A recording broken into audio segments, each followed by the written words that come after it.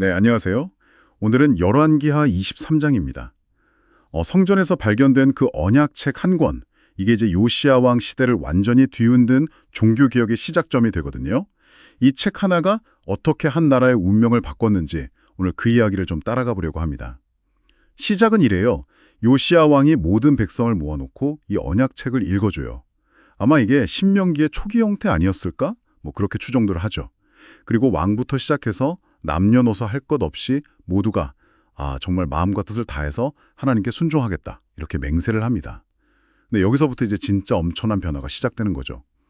요시야는 뭐 망설임이 없어요. 바로 그냥 행동에 옮기는데 첫 타겟이 예루살렘 성전 아니었어요. 당시 그 가나안 땅에서 많이 섬기던 신들이죠. 바알, 아세라 이런 거 섬기던 모든 기구들 또 뭐 하늘의 별들 섬기던 것들까지 이걸 그냥 싹 다 끌어내서 성박 기드론 시내가에서 막 불태워버립니다.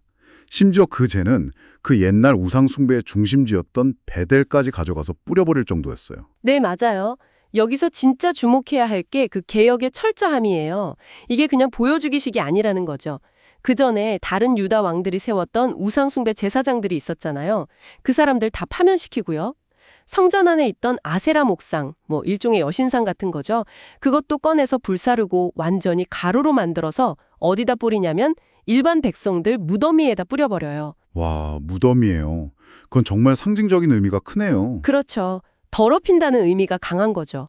그리고 성전 구역 안에 있던 남창의 집들, 이것도 아마 이교적인 제사와 관련됐을 텐데 그것까지 다 헐어버립니다. 이건 정말 그 언약책의 핵심 요구, 그러니까 오직 야훼 하나님만 섬기고 예배는 예루살렘 성전에서만 드려야 한다는 그 원칙에 대한 요시야의 아주 강력한 의지를 보여주는 거죠. 네.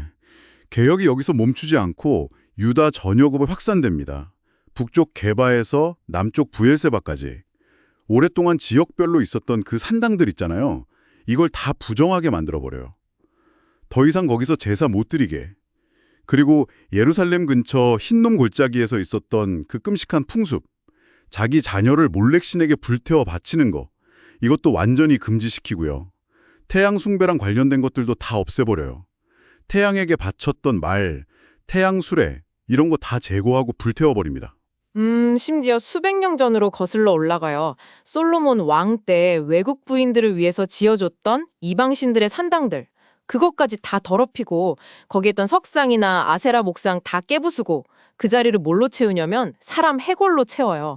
다시는 못 쓰게 만들려는 거죠. 정말 철저하네요. 그렇죠. 그리고 특히 중요한 장면이 나오는데 그 북이스라엘 여로보암 왕이 베델에 세웠던 제단 있잖아요. 왕국 분열의 상징 같은 곳이죠.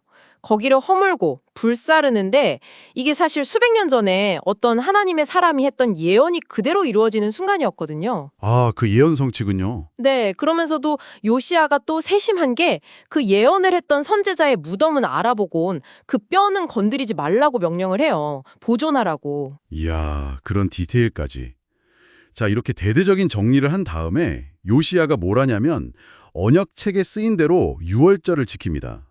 근데 성경 기록을 보면 사사시대 이후로 그러니까 거의 수백 년 동안 이스라엘이든 유다든 어떤 왕도 요시야처럼 이렇게 율법대로 성대하게 유월절을 지킨 적이 없었다. 이렇게 강조를 해요. 맞아요. 그래서 성경은 요시야를 평가할 때 전에도 후에도 이런 왕이 없었다. 마음과 뜻과 힘을 다해 모세의 율법을 따랐다. 이렇게 극찬을 하죠. 정말 대단한 왕이었던 건 분명한데 근데 바로 여기서 이야기가 좀 복잡해져요. 이렇게까지 요시야가 정말 신실하게 개혁을 했는데도 불구하고 하나님께서는 유다를 향한 진노를 거두지 않으셨다고 나와요. 왜냐하면 그의 할아버지였던 므낫세 왕 때 지은 죄가 너무 컸다는 거죠. 그래서 이미 정해진 심판 계획을 바꾸지 않으시겠다. 이렇게 말씀하시는 것처럼 들려요. 아니 듣고 보면 좀 이상하잖아요. 그렇게 모든 걸 걸고 개혁을 했는데 한 사람의 노력, 그 진심이 공동체의 운명을 바꿀 수는 없었던 건가? 왜 이렇게 개인의 경건함과 국가적인 심판이라는 어떻게 보면 좀 모순되는 그림을 보여주는 걸까요? 바로 그게 이 이야기가 우리한테 던지는 아주 무거운 질문인 것 같아요. 뭐랄까, 세대에 걸쳐 쌓인 죄의 무게가 그만큼 크다는 걸 수도 있고요. 아니면 국가 공동체의 운명이라는 게 개인의 의로움과는 또 다른 차원에서 작동하는 걸 수도 있다는 거죠. 우리가 흔히 생각하는 착하게 살면 복 받는다는 단순한 공식이 적어도 국가적 차원에서는 그대로 적용되지 않을 수도 있다는 좀 냉정한 현실을 보여주는 것 같기도 하고요. 그렇군요. 그리고 요시야 개인의 마지막도 참 갑작스럽고 비극적이에요. 북쪽으로 올라오던 이집트의 바로드고 왕 군대랑 무기또 평원에서 싸우다가 거기서 그냥 전사하고 맙니다. 네. 그의 죽음은 곧바로 유다의 급격한 몰락으로 이어져요.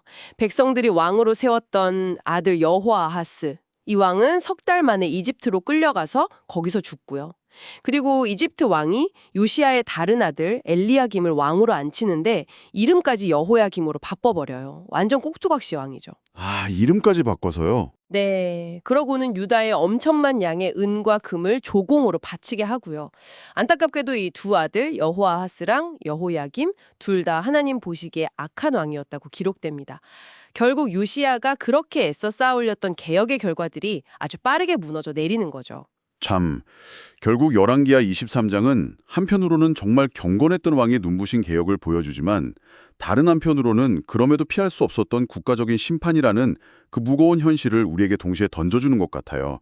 모든 우상을 부수고 하나님 말씀대로 살려고 했던 요시야의 삶 자체는 정말 인상적인데 그 결말은 참 많은 생각을 하게 만듭니다. 네, 오늘 이야기를 마무리하면서 이런 질문을 한번 던져보고 싶어요. 한 사람의 신실함, 또 그 리더십이라는 것이 그를 둘러싼 어떤 거대한 역사의 흐름이나 공동체가 가진 뿌리 깊은 문제들 앞에서 과연 어디까지 영향을 미칠 수 있을까? 특히 이 요시야 이야기처럼 어쩌면 이미 뭔가 정해진 길이 있는 것처럼 보이는 그런 상황에서는 더욱더 말이죠. 이 질문에 대해서 한번 각자 곱씹어 보시면 어떨까 싶습니다.